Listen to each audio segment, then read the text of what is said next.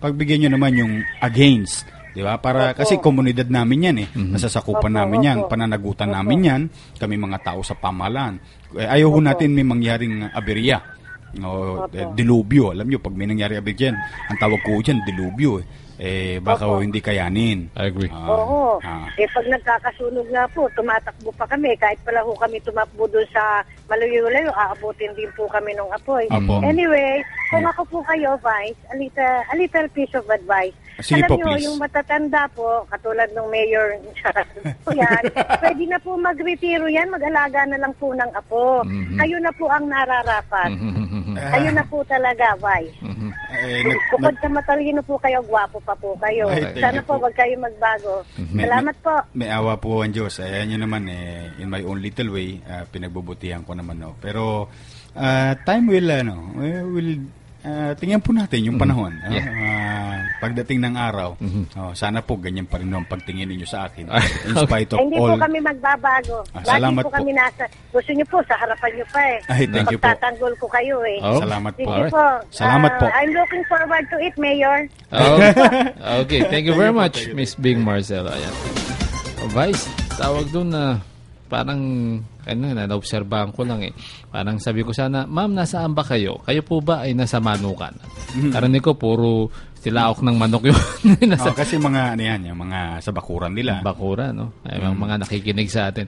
Vice, anyway, paubos na oras ko, isang katanungan. Bakit bigyan ng pagkakataon na kumbaga, I'm gonna give you the microphone to say something na gusto mo sabihin sa mga constituents mo. Isang katanungan lang po, allow me. Ever since nagkaroon na kayo ng public na yan, yung hindi pagkakaunawaan between you and mayor and yung mga konseho na sumama sa'yo, saka yung konseho sa kabila, nakapagtrabaho pa po ba kayo? Baka naman kasi, kasi magtitikisan na kayo Hindi pa naman dumarating sa puntong gano'n na naapektuhan na pati yung delivery of services dyan po sa mga taga Manila. Hindi po pwede kasi mananagot kami. Okay. Pareho kami mananagot. Ang taong bayan ang magdidesisyon sa kinabukasan namin sa gobyerno. Pero for the meantime, meron kaming obligasyon.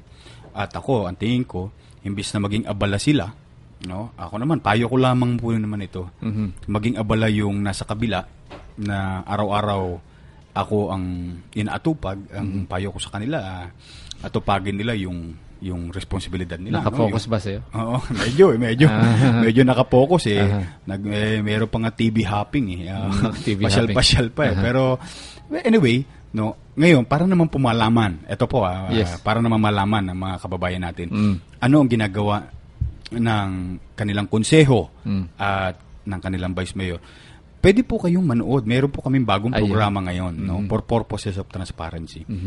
Manood po kayo ng sesyon namin tuwing Martes at Huwebes, alas 2 ng hapon onwards, 2 p.m. onwards. At Apple TV, EPOLTV, as in Victory. Apple na Pilipino, yung Apple na Apple. Alright. Okay. AppleTV.com. Diyan po, mapapanood ninyo yung live na session. Kasi nga ang gusto namin ilapit sa tao yung legislative process para malaman ng tao ano nga ba ang kahalagaan ng pagboto ng konsehal? Ano nga ba ang kahalagaan ng pagboto ng vice mayor? Ano nga ba ang trabaho ng vice mayor? Ano nga ba ang trabaho ng konsehal? Kasi mas marami sa mga kababayan natin hindi medyo alam kung ano talaga ang function, Anong ginagawa? Ngayon, ang ginawa namin ay parang ang pagitan na lamang ng ating mamamayan at ng kanilang mga tao sa konseho ay television at TV. Kumbaga, screen na lang. We are under scrutiny. Whether it will work in our favor or disadvantage. Kasi, bakit disadvantage? Pagka pumalpak kami dyan, kita ng tao. Madidiscover kami. Hindi namin may tatago. Meron pa po kaming prinsipyo, yung ginawa po natin.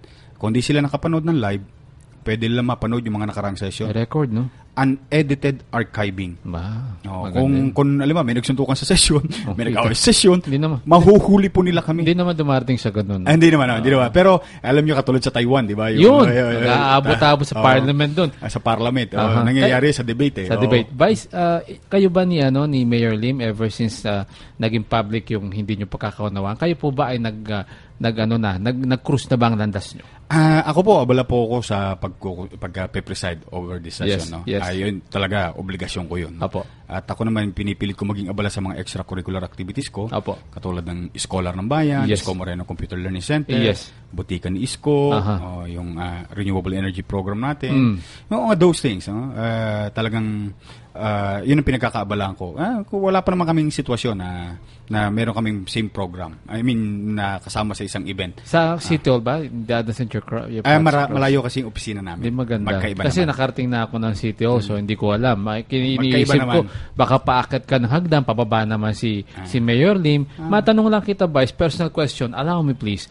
Sakaling mangyari yun at hindi ka na makaka-atras, ano ba ang gagawin? Mababatiin po ba si Mayor Lim ng magandang hapon, Opo. magandang umaga? Alam niyo po, there is a saying, if you don't like the person, you must respect his position. A good point. Kasi po, siya po ang aming alkalde.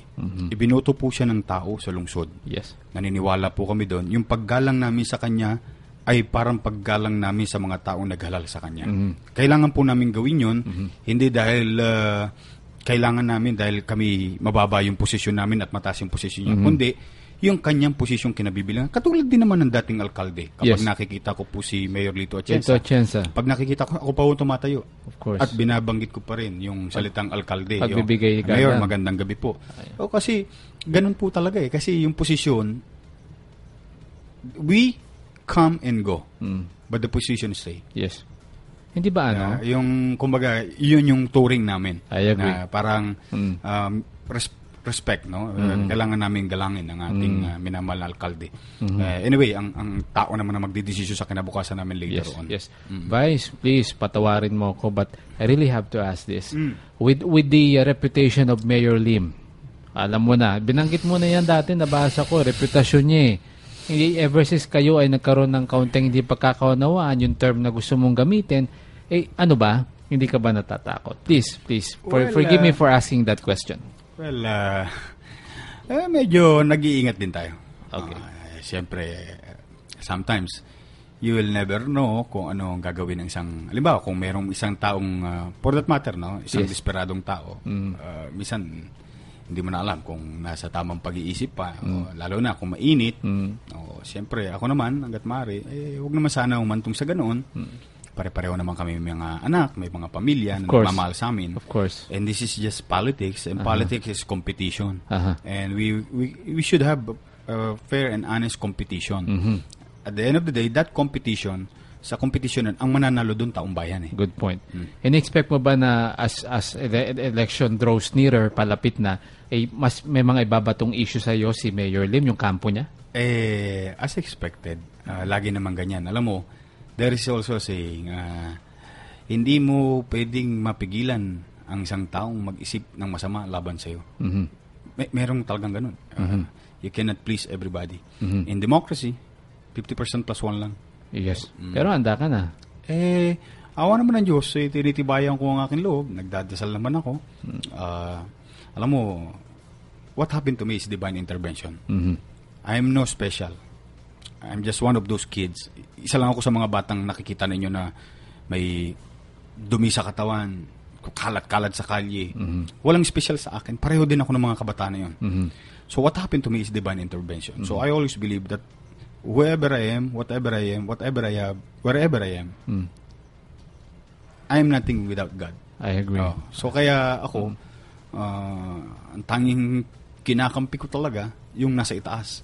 Doon ako humingi ng tulong, yun na naman. Siguro marami naman naniniwala. Hindi naman imposible sa Diyos ang mga bagay-bagay. I agree. So, Vice, of course, much as I want to hold on to you, ubos na yung oras ko. So, meron ka bang parting word sa mga constituents mo dyan sa lungsod ng Maynila? Sa mga kababayan natin, yung pong mga bali-balita ay talagang normal po yan. Mayroon pong sinasabi nila malayo pa ang halal. Hindi po totoo yun dahil sa Oktubre, filing na po ng candidacy. At kapag nag-file na po ng candidacy, simula na yun. Ano na po yan? Election season na yan. I agree. But sila po, in my own little way, sa maliit ko pong kaparaanan, at 10 na mga konsyal na kaalyado natin, patuloy ko kami makikipagtulungan sa alkalde hanggang June 30 of 2013. Unless kung may bago ng mandate yung ibang tao o siya pa rin. But for the meantime, yung mandate namin between 2010 and 2013, gagampanan po namin. At makakaasa po sila na kami laging makikipagtulungan at magpapaliwanag po kami sa abot ng aming kakayanan. Kung mali po, talagang pagpapasensya nyo na hindi po namin talaga sasamahan kapag mali po. Pag hindi po makatwiran, mga ngatwiran po kami.